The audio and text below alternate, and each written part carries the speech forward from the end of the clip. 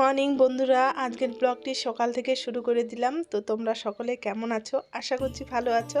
তো ভিডিওটি কন্টিনিউ করতে থাকো, আশা করছি ভালো লাগবে। তো এখানে দেখো আমি হাত পাগুলো ধুয়ে মানে বাসি কাজগুলো করে হাত পাগুলো ধুয়ে হাজব্যান্ডের জন্য গ্রিন টি বসিয়ে দিলাম। তো ব্রাশ কিন্তু এখনও করিনি, ব্রাশটা মুখে নিয়ে দেখো চলে আসলাম বাসন মাজতে। তো হাজব্যান্ড এখনও ডিউটিতে যায়নি, ওরা চাটা খাবে। চাটা বলতে ও গ্রিন টি খাবে। আর ছেলে মেয়ে তো উঠে ওরা খেলা শুরু করে দিয়েছে, ওরা খেলছে বাইরে। আর আমি এদিকে ব্রাশটা মুখে নিয়ে বাসনগুলো মাজতে শুরু করলাম। তো বাসন মাজা কমপ্লিট করে তারপরে ছেলে মেয়ের জন্য খাওয়া রেডি করতে হবে, নিজেও খেতে হবে। তো এখন অনেক বেলা হয়ে গেছে, 7:30 মতো প্রায় বেজে গেছে। ছেলে মেয়ের খিদে পেয়েছে, অনেক সকালবেলা উঠছিল আজকে, প্রায় 5টার দিকে উঠে পড়েছে। তো বিছনায় খেলাধুলা করলাম সবাই মিলে। তো খেলে টেলে তারপরে উঠলাম, প্রায় 6:30 হবে। তুমি কি করছো? সকাল সকাল খেলা করছো বালি নিয়ে? না, খেলা করতে হবে না, চলো। না, সকাল সকাল খেলা করতে হবে না। টুপি কই? চলো, আগে টুপি পরবো। চলো চলো চলো মামা, বুবু খাবো। চলো, বুবু খাবা না? বুবু চলো মাম্মা, জানি তো।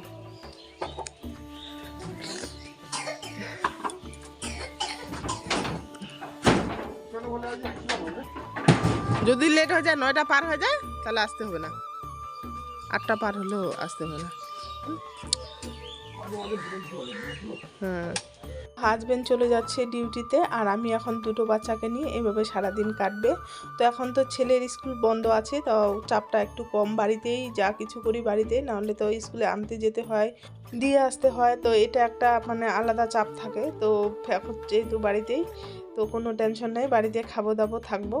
আর এখানে দেখো আমি আমাদের জন্য চা বসিয়ে দিলাম। তো আমি যেহেতু খাবো, তো আমার ছেলেকেও একটু দেবো, আপাতত চাই দিব।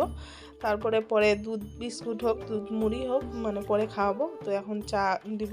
তো এখানে দেখো চাটা প্রায় হয়ে গেছে, এখন ঢেলে নিব আর 3জনে মিলে খাবো। তো দেখো এটা হচ্ছে বাড়ির গরু দুধের চা, কত গাঢ় দেখতে, চাটা বানালে কত দেখতে সুন্দর লাগে। চাটা দেখে বোঝা যায় যে খুব টেস্টি হয়েছে। তো তোমাদের সাথে একটু শেয়ার করে নিলাম।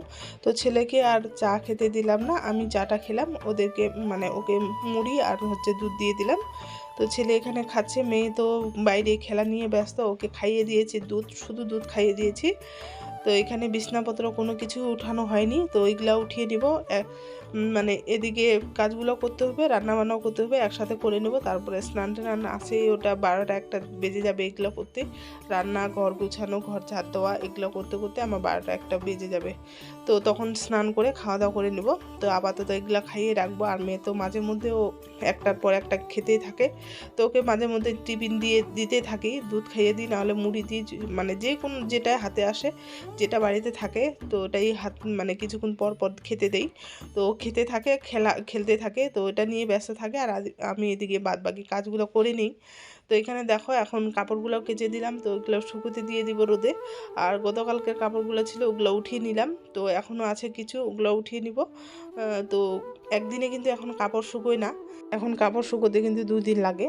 তো গতকালকের কাপড়গুলো আমি সকালবেলা উঠেই ঝাড়টা দিয়ে কিন্তু বের করে দিয়েছি। তো ওগুলো এখন শুকিয়ে গেছে, ওগুলো উঠিয়ে নিয়ে এই কাপড়গুলো, ভেজা কাপড়গুলো শুকোতে দিয়ে দিব।